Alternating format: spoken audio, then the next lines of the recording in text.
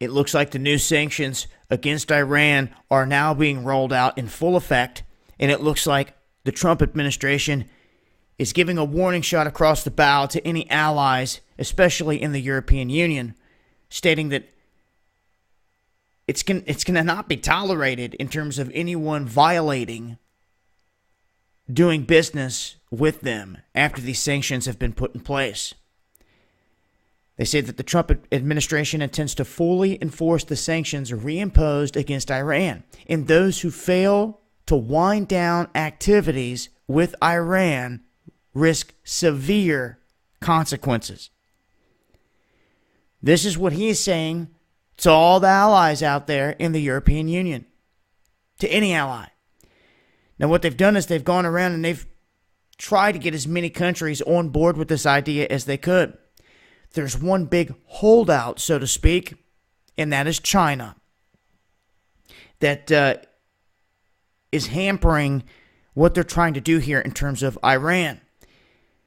Now, they've been able, because of the U.S.'s dominant role in the world's financial system, they've been able to pressure countries and companies into compliance in dealing with this. And of course, this is all hand in hand with what Netanyahu and Israel once done in their ideology. And we can see clearly this is where Trump is aligned with this whole thing. And of course, China is on the other side, backing Iran.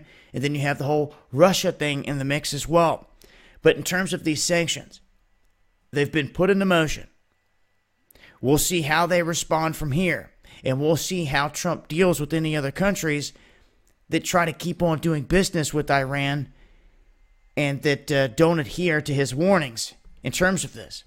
We'll see what he does to them, or if he puts any sanctions on them, or what happens in an instance like that. But they're ramping stuff up on Iran, if you haven't noticed. There's also chaos in the streets. If you look at the timing here, all of a sudden out of nowhere, here within the past few months, chaos starts kicking up in the streets of Iran. Where have we seen this before? A lot Libya, Egypt, other places that have turned to chaos only to benefit those who come swooping in to grab the power. But I will update if we see him lock horns with any other country or anyone else that doesn't want to comply with these rules, so to speak, against Iran.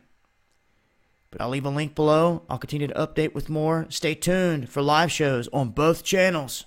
It's been Dabu7.